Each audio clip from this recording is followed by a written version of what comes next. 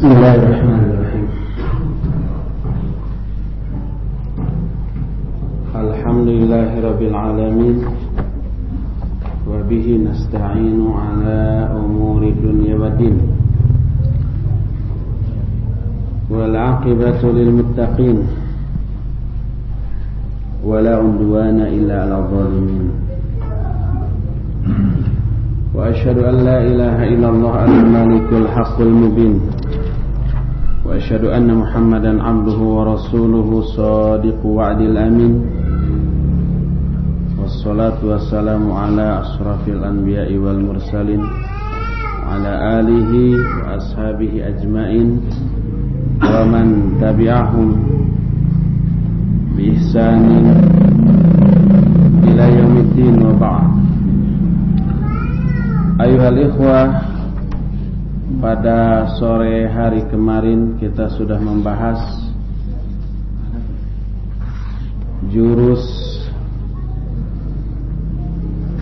ketika menghadapi fitnah anak-anak, pertama ihtisab ya. Dan ihtisab itu artinya mengharapkan pahala dari beberapa hal. Pertama dari nafkah kepada anak-anak, kedua dari mengurus putri, anak-anak wanita, ketiga ketika menghadapi kematian anak-anak. Sekarang jurus kedua, ihtiwa'ul abna atifiyan wa nafsiyan wa madiyan. Ihtiwa'ul abna maknanya memenuhi kebutuhan anak-anak, baik emosionalnya, kebutuhan jiwanya, ataupun kebutuhan materinya. Anak-anak, baik putra ataupun putri, khususnya ketika usia remaja. Pada zaman sekarang ini banyak terkena dengan sikap penentangan, dan ini merupakan fitnah, kebandalan mereka. Kata orang Sunda, ngangkrangnya mereka kepada orang tua, sikap perlawanan mereka merupakan fitnah terhadap tarbiyah Islamiyah atau dalam pendidikan Islam yang berakibat menghancurkan sendi-sendi dari pendidikan itu sendiri. Dan salah satu penyebabnya adalah pergaulan dengan kawan-kawan yang buruk. Hanya dalam beberapa saat karakternya berubah dari baik menjadi buruk, lalu itu menjadi fitnah bagi orang tuanya yang bersumber dari anak-anaknya dan mendorong mereka, menjerumuskan mereka ke dalam penyimpangan dan kerusakan. Oleh karena itulah, hendaklah para orang tua menghadapi semuanya itu dengan cara memfilter, menyaring atau menjaga mereka dari kawan-kawan yang buruk, dan memenuhi kebutuhan mereka secara sempurna, baik kebutuhan emosionalnya, kebutuhan jiwanya, kebutuhan materinya, termasuk juga memilihkan kawan-kawan bergaul yang baik dan tidak membiarkan mereka mengambil kawan-kawan bergaul yang buruk sehingga menjerumuskan mereka ke dalam kesalahan. Di antara aspek-aspek terpenting yang harus dipenuhi adalah pertama al-isba'ul atifi. Al-isba'ul atifi itu artinya mengenyangkan emosi mereka. atau memuaskan perasaan mereka, yaitu dengan cara mencurahkan kasih sayang, kanyaah kadedeh kata orang Sunda mah, dengan wajar, dengan tawasuh, dengan secukupnya, tidak kurang, tidak berlebih-lebihan. Kebanyakan orang tua menyangka bahwa anak itu hanya membutuhkan kasih sayang, perhatian berupa memenuhi seluruh kebutuhannya secara liar. Kata orang Sunda, nyaah dulang. Artinya nyaah dulang itu kasih sayang yang diaplikasikan dalam bentuk memenuhi semua kebutuhan anak, baik yang baik ataupun yang buruk. Asal diinginkan oleh anak dipenuhi. Ini kesalahan besar di bidang pendidikan. Baru bangun subuh-subuh, hujan, anak minta es krim dikasih, mencret. Anak-anak ingin umpamanya petasan, mercon, dikasih meledak di tangan, ke rumah sakit.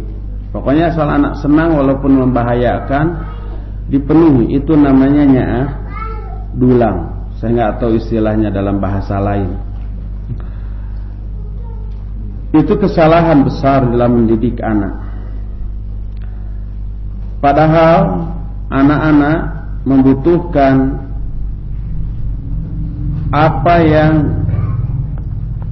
kalau dipenuhi baik, berakibat baik bagi mereka, terutama pada masa-masa ABG dan pemuda.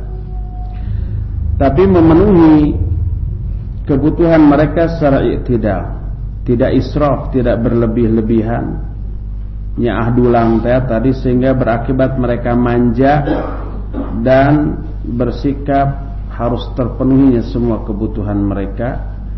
Tapi juga tidak bakhil, tidak kikir. Anak minta apapun sekalipun yang baik tidak diberi, itu kikir. Kikir atau syuh, bakhil, mendorong mereka untuk hikad, untuk dengki dan untuk benci kepada kedua orang tuanya. Kedua sikap itu merupakan fitnah bagi anak-anak. Sikap berlebih-lebihan dalam memenuhi kebutuhan mereka dan sikap bakhil. Nah, yang benar adalah di tengah-tengah antara keduanya. Tak ada orang yang lebih penyayang dibanding Rasul sallallahu alaihi wasallam kepada anak-anak. Sebuah riwayat dari Aisyah radhiyallahu anha, dia berkata, qadima nasun min al-a'rab ala Rasulillah sallallahu alaihi wasallam faqalu atuqabbiluna sibyanakum? Qalu na'am. Qalu lakinna wallahi ma nuqabbil. Faqala Rasul sallallahu alaihi wasallam wa amlik in kana Allahu naza minkumur rahmah.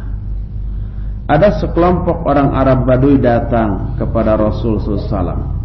Mereka bertanya, apakah kalian suka mencium anak-anak kalian? Ini nanya ke orang Madinah, bangsa Ansor. Dijawab, iya.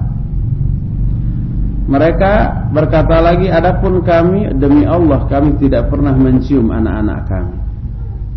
Kata Rasul SAW, miliki karakter itu, miliki kebiasaan suka mencium anak-anak.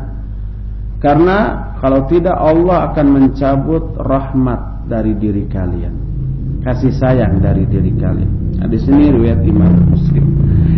Inilah yang pertama. Kedua, al-adlu wal musawah, bersikap adil kepada anak-anak. Rasul sallallahu alaihi wa alihi wasallam menyerukan untuk menyayangi anak-anak baik berupa ucapan atau perbuatan. Demikian juga beliau pun menyuruh orang untuk berbuat adil di antara anak-anak dalam segala hal. Adil terhadap anak-anak termasuk perkara yang dianggap memenuhi kebutuhan emosional mereka.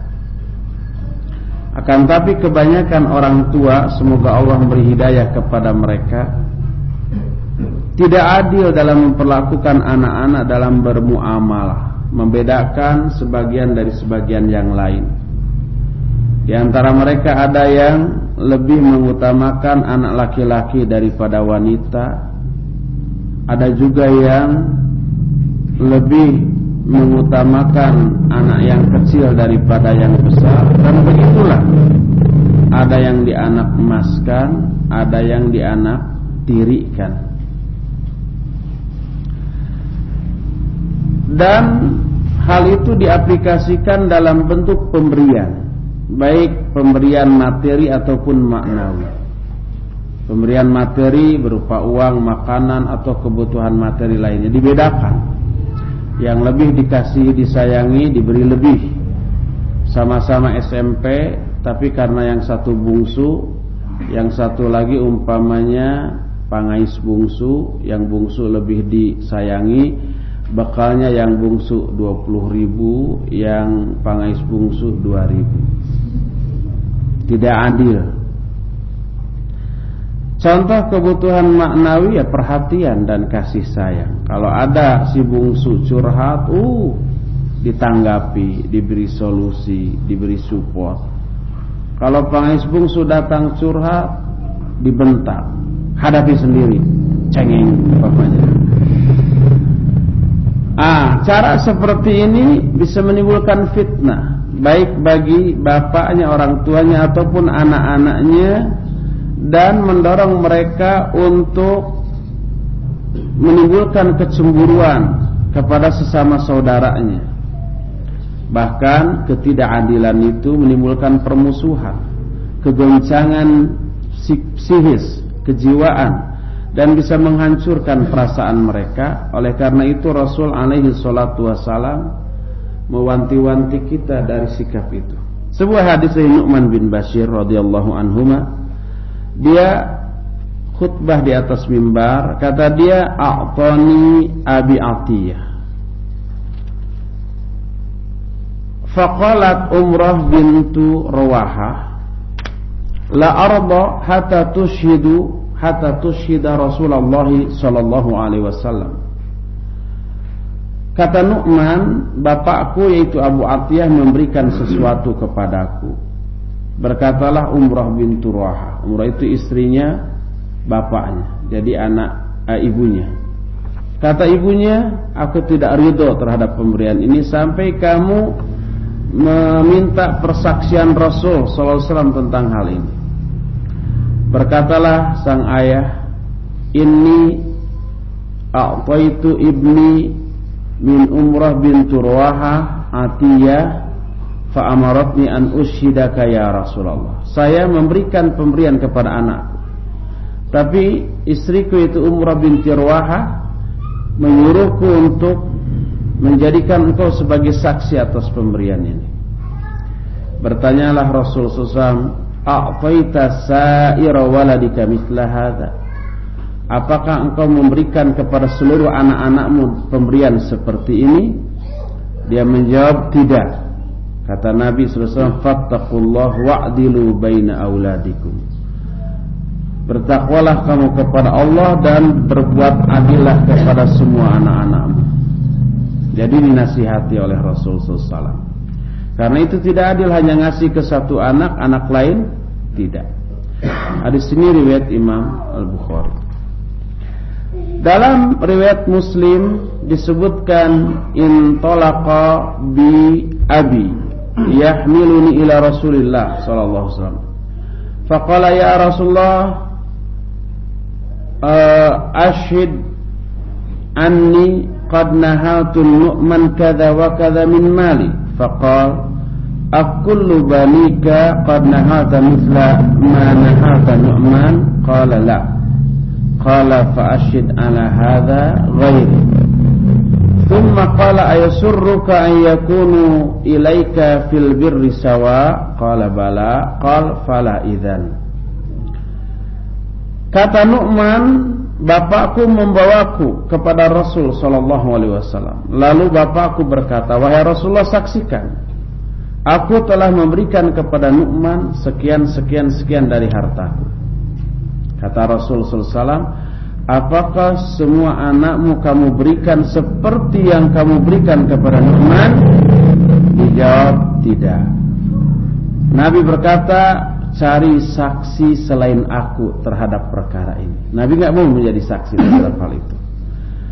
Lalu kata Nabi sallallahu alaihi wasallam, maukah kamu anak-anakmu berbuat kebaikan secara sama merata kepadamu?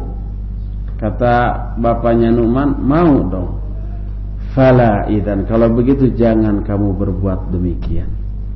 Jangan berbuat demikian itu artinya hanya memberi ke Nu'man, yang lain tidak. Nanti anak yang lainnya apa?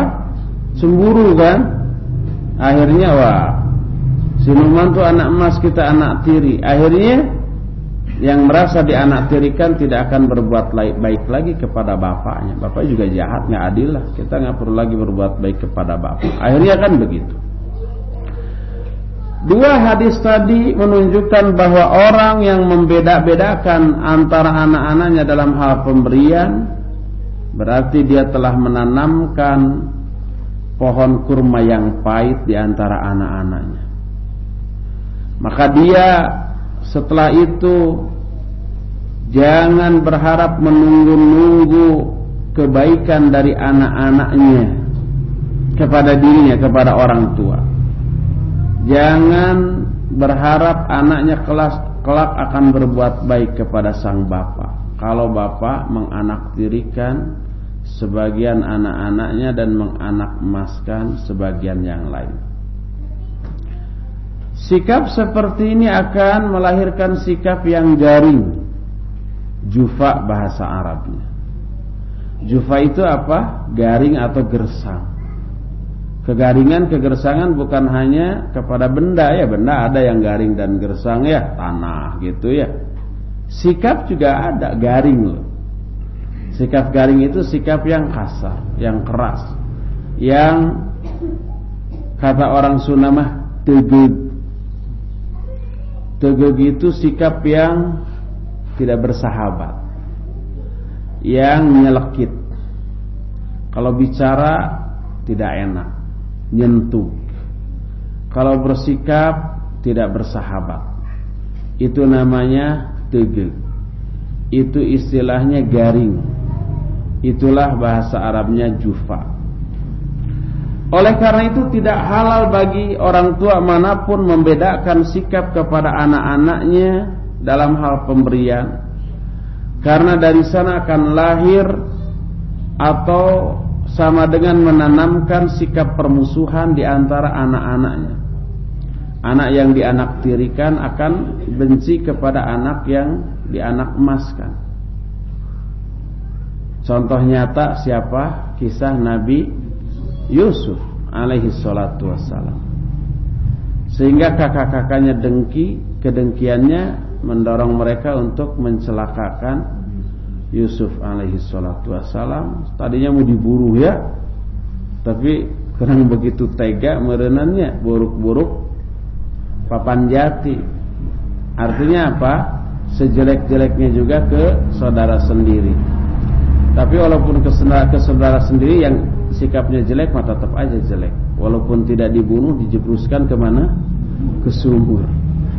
Kisahnya antum tahu, baca dalam surah Yusuf dari awal sampai akhir, dari mulai Yusuf dibuang ke sumur sampai Yusuf jadi raja. Di sana ada dalam surah Yusuf. Surah itu asik dihafal, asik dibaca, karena itu kisah yang lengkap tentang kehidupan beliau di dalam Al-Quranul Karim. Timbul permusuhan.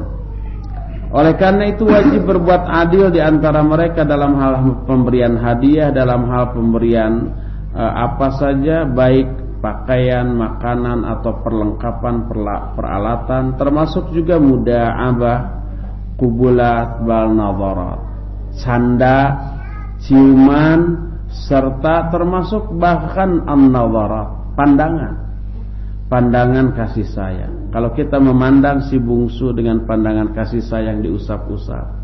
Si pangis bungsu juga begitu, sampai ke si cikal. Kalau umpamanya pas bertemu lama nggak bertemu, terus bertemu, wah dipeluk satu, semua peluk. Jangan sampai ini peluk, wah udahlah, gitu aja. Nanti dia bertanya-tanya loh, si anu dipeluk saya enggak gitu. Jadi demikianlah yang harus kita lakukan, yaitu adil terhadap anak-anak kita. Ketiga, termasuk di antara pemenuhan kebutuhan emosi dan kejiwaan serta materi adalah tafarrugul abli abnai.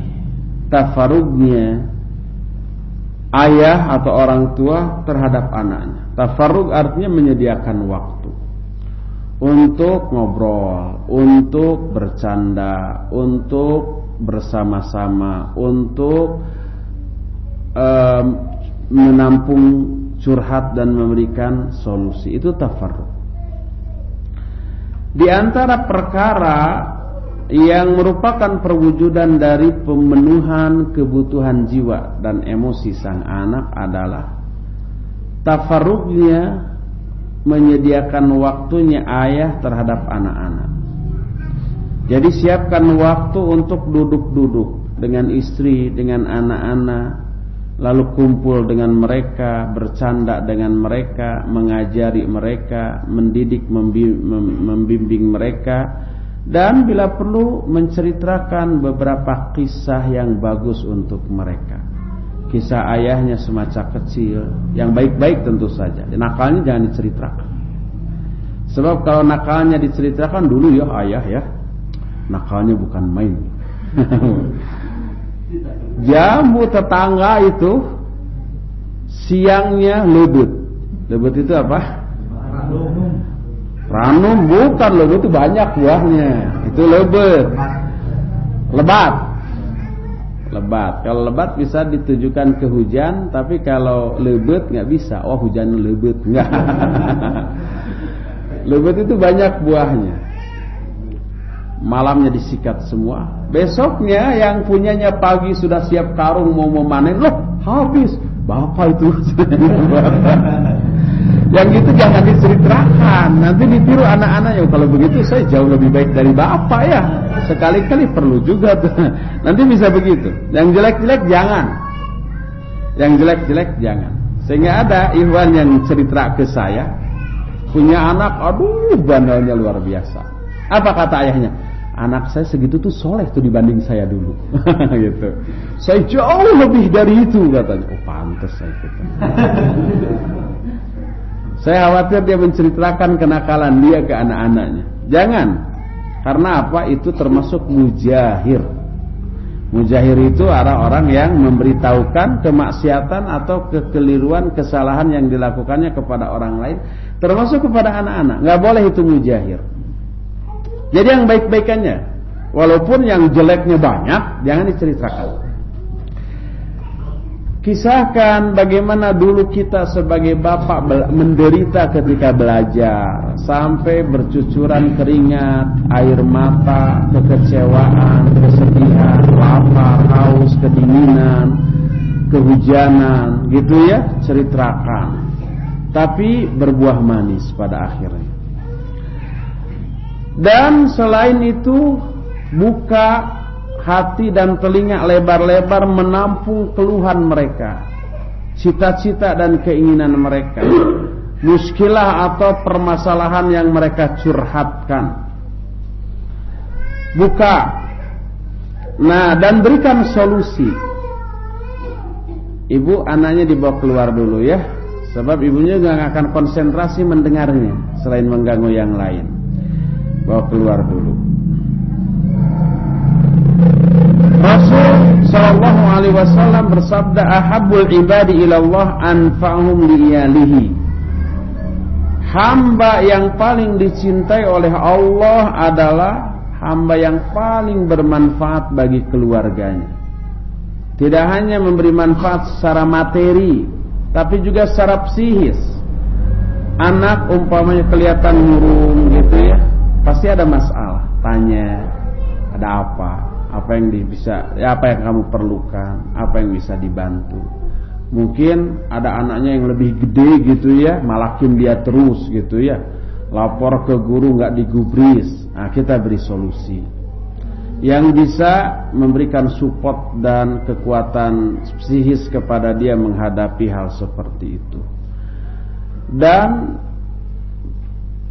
tanamkan kepada anak-anak untuk tegar, tabah dan sabar menghadapi apapun yang akan dihadapi dan telah dihadapinya. Ingat, tanamkan setiap ada satu kesulitan yang kita alami, Allah akan memberikan 2 kemudahan setelahnya. Sehebat, sesusah, seberat apapun masalah yang kita hadapi, itu semua takdir Allah yang Allah tetapkan dan kita pasti bisa mengatasinya. Allah berfirman, la yukallifullahu nafsan illa wus'aha. Allah tidak akan memberikan beban, baik kewajiban ataupun musibah, kecuali sudah diukur kadarnya mampu kita hadapi, mampu kita atasi. Tanamkan itu. Tidak ada satu masalah yang Allah berikan kepada kita kecuali dengan perhitungan yang matang bahwa kita itu pasti bisa mengatasinya. Jadi hadapi dengan tegar, insyaallah Allah segera memberikan solusi, 2 buah kesenangan dan kemudahan bagi kita. Saya pernah cerita apa yang diceritakan oleh Syekh Al-Utsaimin tentang Hajjaj bin Yusuf ya. Hajjaj bin Yusuf ini kan orangnya zalim, kejam, bisa membunuh tanpa alasan. Suatu saat ada orang yang mengatakan kata-kata fu'lah. Hajjaj bin Yusuf mendengar, dan Hajjaj bin Yusuf itu seorang ahli bahasa. Salah satu jasa besar Hajjaj bin Yusuf kepada Islam dan kaum muslimin adalah memberi syakal terhadap Al-Quran, mushaf Al-Quran. Dulu kan mushaf Al-Quran gundul ya, tidak ada fathah, kasrah, dhammah, sukun, nggak ada.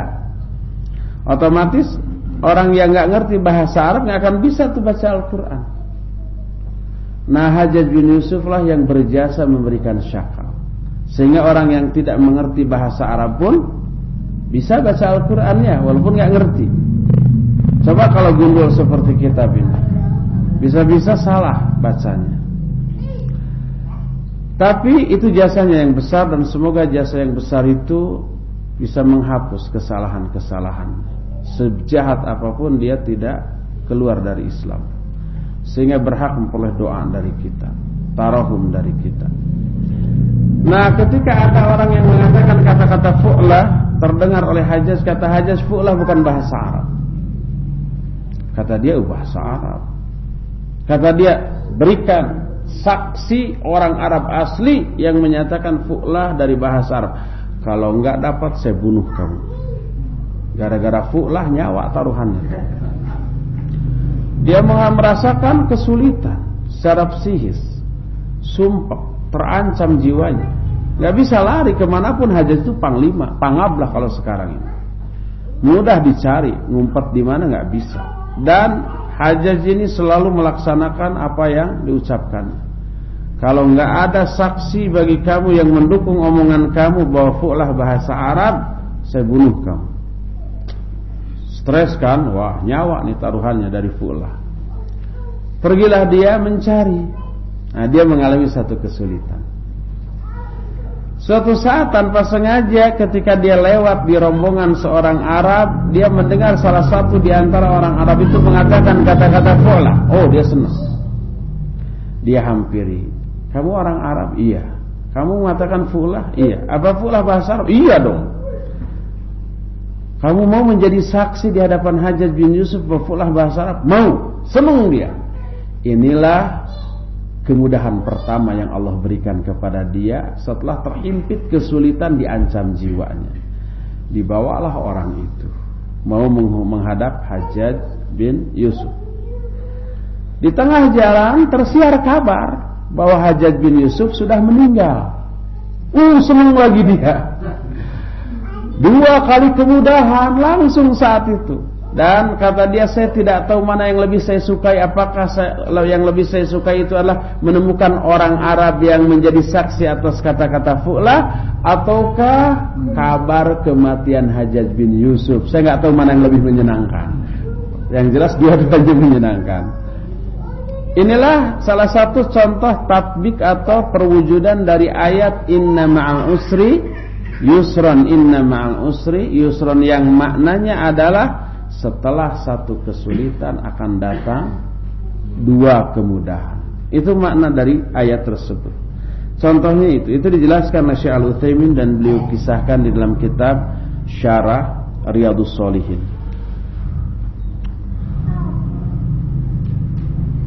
Jadi tanamkan itu kepada anak-anak.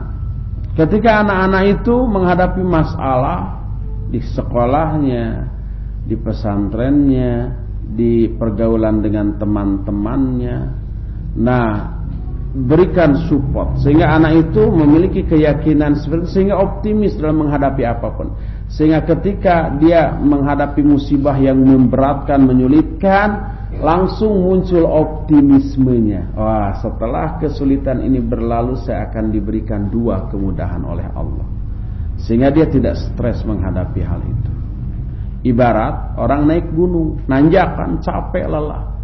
Tapi selelah apapun dia ada harapan, seusai puncak gunung ini tercapai, yang akan saya dapat adalah jalan yang menurun. Ya, nggak akan ada lagi jalan menanjak kalau sudah sampai puncak. Yang ada tinggal menurun, nurub tug mudun, tuturubun subuh-subuh muruk kulub suuf buruk. Jadi kalau lelah juga, kalau umpamanya mudun mah tinggal ngagulitikeun maneh we nya sampai nanti ke bawah itu. Barared oge keun wae. Nyoroson. Ambil kalah kayak awi atau nah lalu terus meluncur ke bawah gitu. Seperti itulah. Jadi inilah yang ketiga, sediakan waktu untuk anak-anak. Lalu ketika kita umpamanya melaksanakan kewajiban kepada keluarga, istri ataupun anak-anak, pasti banyak kekurangan dan kesalahan. Kekurangan dan kesalahan dalam mewujudkan tanggung jawab kita itu melahirkan dosa. Tapi ada kifarat untuk menghapus dosa tersebut selain hal-hal yang tadi dijelaskan. Apa kifaratnya? Kifarat itu artinya apa? Penghapus dosa. Kifaratnya dijelaskan dalam salah satu hadis yang panjang.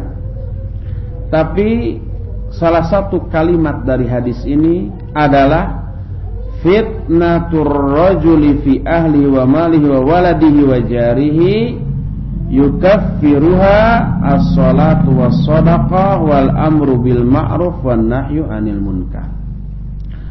Hadis ini sahih diriwayatkan oleh Imam Al-Bukhari dalam kitab Sahih Bukhari. Kata Nabi sallallahu alaihi wasallam, fitnah seseorang, maksud fitnah di sini adalah azab yang disebabkan karena dosa.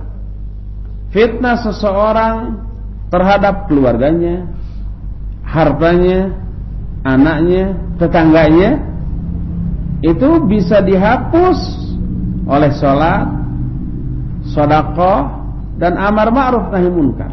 Kita punya banyak kewajiban ke istri dan banyak kekurangan dalam melakukan kewajiban itu, dosa, dan itu akan dapat fitnah alias azab.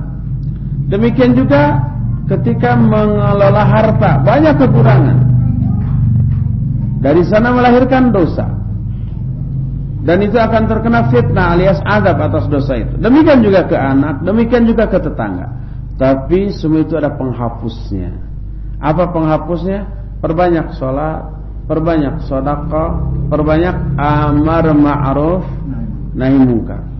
Semua yang kita lakukan itu bisa menghapus dosa karena kesalahan atau kelalaian ketika melaksanakan kewajiban ke istri, terhadap harta, kepada anak-anak, dan bahkan kepada tetangga. Tapi ini jangan dijadikan dalil untuk berbuat semena-mena. Tenang, dosa ke orang, ke istri, ke anak-anak, ke tetangga, ke harta, tenanglah, saya perbanyak aja sholat.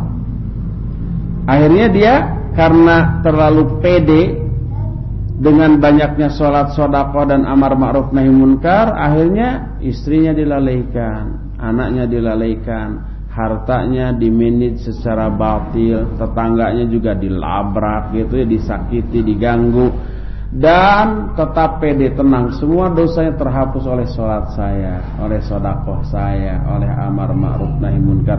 Itu tidak boleh. Selesailah bab yang kedua, fitnah dunia.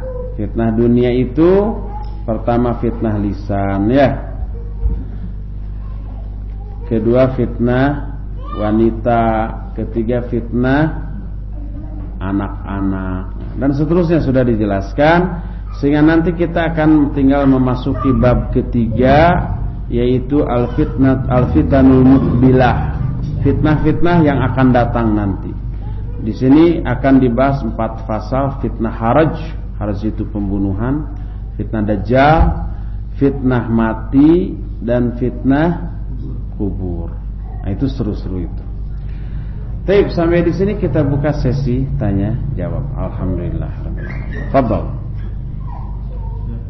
Baik, kita saksikan ketika seorang tua ditakdirkan memiliki anak yang cacat atau terbelakang. Itu bagaimana menyikapi? Kemudian apakah ketika anak itu terbelakang dia tidak bisa melakukan kewajiban ibadah? Bisa nggak dia mendatangkan pahala yang tidak terputus untuk pelajaran? Iya, ada sebagian orang tua yang diuji oleh Allah dengan cara diberi anak yang kurang normal jiwanya, umpamanya autis atau keterbelakangan mental gitu ya. Bagaimana? Ya, itu termasuk musibah, dan itu celengan atau tabungan pahala, karena orang itu tidak mukallaf. Walaupun sudah gede, sudah dewasa, usianya sudah belasan atau bahkan lebih 20 tahun, tapi jiwanya tetap seperti anak-anak. Akalnya tidak berfungsi secara normal. Anak yang seperti itu tidak mukallaf. Dan anak yang seperti itu, menurut sebagian ulama, anak yang seperti itu adalah anak-anak yang dianggap mati ketika masih kecil. Ada beban penderitaan orang tua selama mengandung anak itu, melahirkan, sama kan?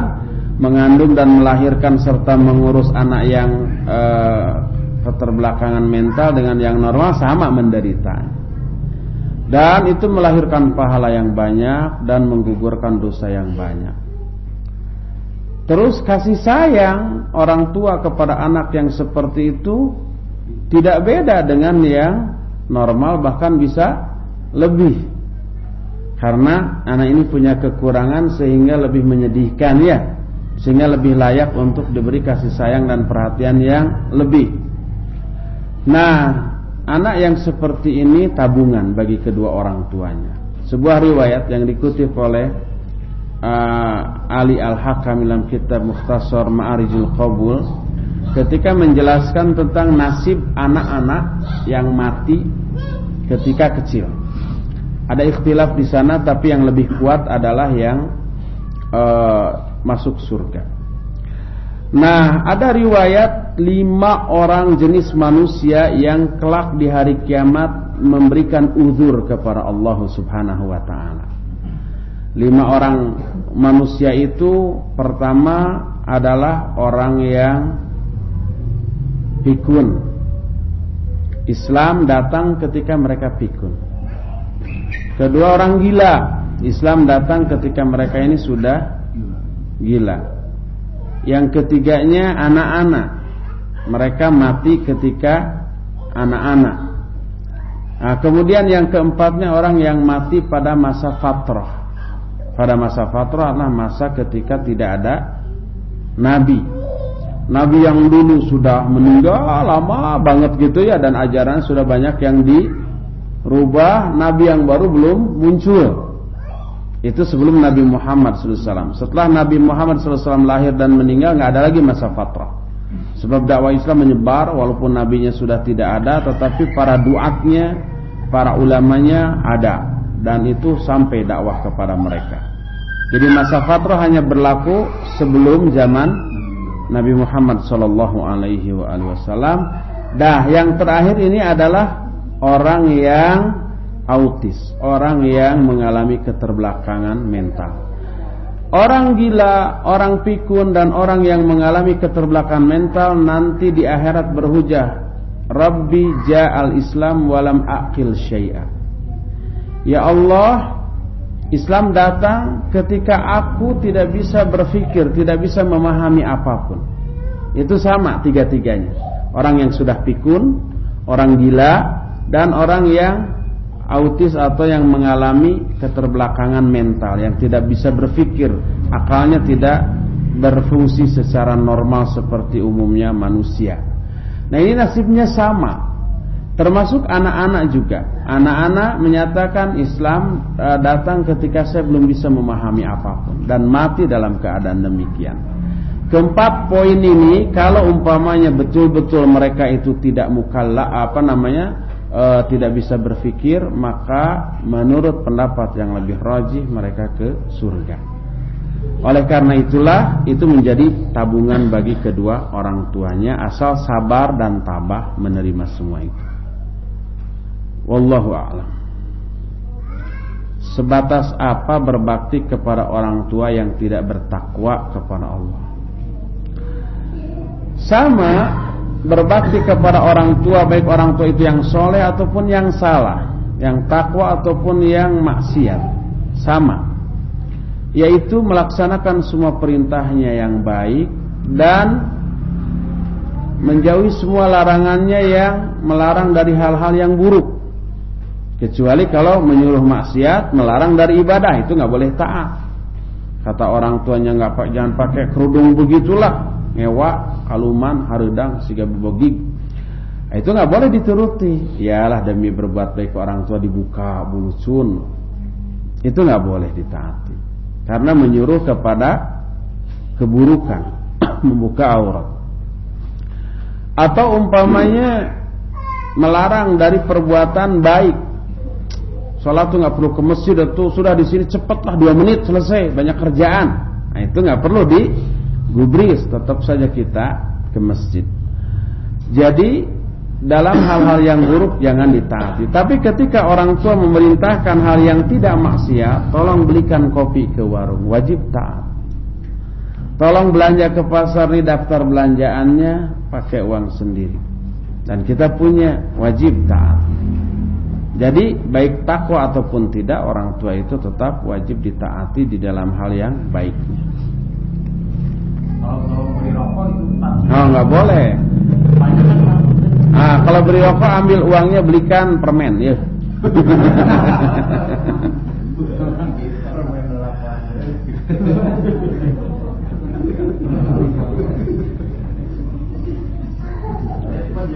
Salah satu fitnah dunia adalah harta. Mencari harta yang haram dampaknya tidak terkabulnya doa.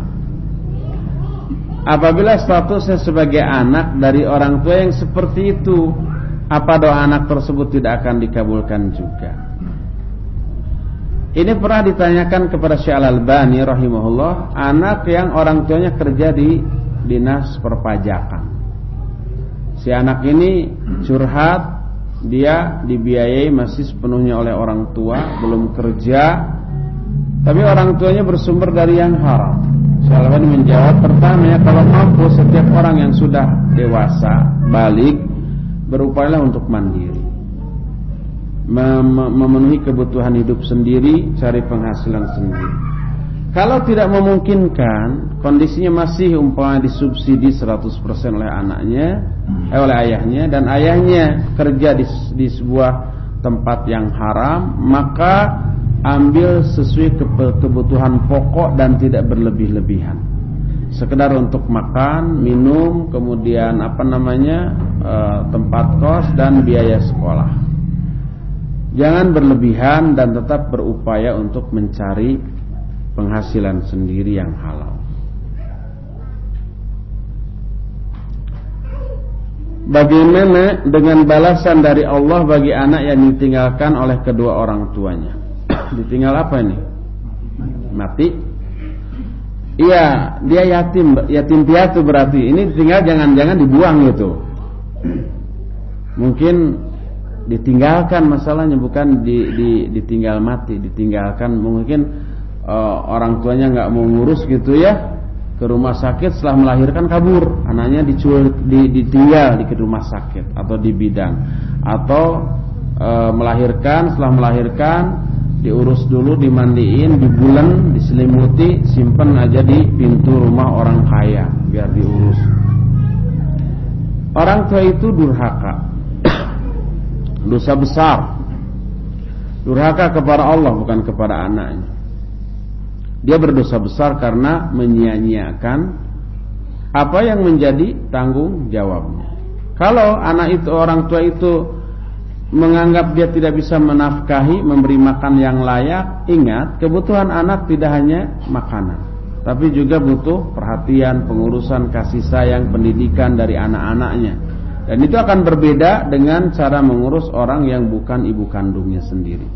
Jadi tidak boleh bagi orang tua dia berdosa, dan bagi anaknya yaitu insyaallah penderitaannya akan menjadi kifarat atas dosa-dosa yang kelak mungkin akan dilakukan oleh anak itu. Kitab ini sudah ada terjemahannya? Kayaknya belum, karena kitab ini baru datang dari Saudi. Belum tentu ada orang lain yang punya gitu ya.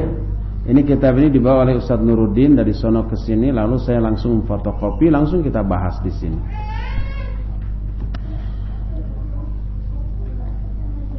Bila ada seorang ibu yang merasa tersaingi atau dinomorduakan karena anaknya menuntut ilmu, misalnya saat iktikaf ini, apakah anak ini salah? Kalau kondisi si ibu sangat membutuhkan bantuan dan keberadaan anaknya, tanpa dibantu atau tanpa keberadaan anaknya, ibu itu kerepotan, sehingga dia menginginkan anaknya bantu-bantu ibunya, maka wajib anak itu bantu-bantu ibunya. Dan kalau dia memaksakan diri iktikaf tanpa izin ibunya, dia berdosa. Iktikaf adalah sunnah, sedangkan membantu ibunya di saat seperti itu adalah wajib. Kecuali kalau ibunya nggak repot-repot amat, terus ada anak lain selain kita, dan ibunya mengizinkan bahkan menyuruh, ayolah biar kamu soleh ikut iktikaf sana. Setelah beres iktikaf kan harus berubah itu. Jangan sampai sebelum iktikaf menyebalkan, setelah iktikaf tambah menyebalkan. Nanti si ibu memandang iktikaf itu nggak ada manfaatnya bagi si anak dan keluarganya. Buruk apa sih yang dilakukan gitu? Apa saja yang dilakukan? Oh, di sana kajian sehari sampai 4 kali, Bu. Oh, hebat. Apa yang dikaji? Yang pertama islahul qulub. Kedua menghadapi fitnah. Pokoknya banyak ilmu yang didapat. Terus apa manfaat dari ilmu itu untuk kamu? Ya, saya jadi tambah berilmu. Kalau debat saya nggak akan kalah. Tapi tidak diamalkan. Harus berubah itu. Habis dari iktikaf, tunjukkan ada perubahan sikap. Yang tadinya malas jadi rajin. Yang tadinya bangun pas azan subuh, sekarang jam 3 sudah bangun. Setelah tahajud beres-beres di rumah, nyuci, ngepel, sapu-sapu. Orang tuanya bangun sudah beres semua. Ibunya mau ke tempat cucian, beres. Loh, nggak ada cucian. Lihat Bu, di rak tuh sudah tersusun rapi. Oh, kalau begitu ibu mau cuci pakaian, sudah dijemur Bu. Kalau begitu sudah ibu mau masak, oh sudah terhidang di meja tuh Bu. Kalau gitu ibu biasanya bangun tidur harus langsung minum kopi. Ini Bu masih panas nih ya. Ibunya, loh kamu berubah, kan hasil iktikaf Bu. Di mana iktikafnya? Siapa ustadznya? Wah, bawa-bawa nanti. Di sana di Selasau. Kalau begitu adik-adik kamu bawa iktikaf sekarang. Kan sudah lebaran, Bu, enggak ada. Usulkan ke ustadznya, adakan lagi di lebaran. Kan bisa begitu nanti. Cerita ke saudara-saudaranya, anak saya sebelum iktikaf menyebalkannya luar biasa, malesnya, menentang ke orang tua. Setelah iktikaf berubah 180 derajat. Coba anak-anak kalian juga suruh iktikaf. Seperti itu. Akhirnya masjid-masjid insya Allah penuh. Di sholat sahur nggak nampung kita lempar ke masjid lain yang juga sama-sama menyelenggarakan i'tikaf dengan hasil yang sama juga. Nah, yang seperti itu yang mestinya dilakukan. Jadi pulang dari sini harus berubah ke arah yang lebih baik. Insya Allah hal itu akan memberikan kesan yang bagus tentang aktivitas yang seperti ini. Terakhir ya, banyak yang belum, terlambat ngacungnya. Apakah ada pahala bagi anak yang ditinggal mati oleh kedua orang tuanya? Ada. Ditinggal mati ya, itu penderitaan, dan semua penderitaan itu melahirkan kewajiban sabar. Sabar itu melahirkan pahala, dan musibah itu sih menggugurkan dosa-dosa kita.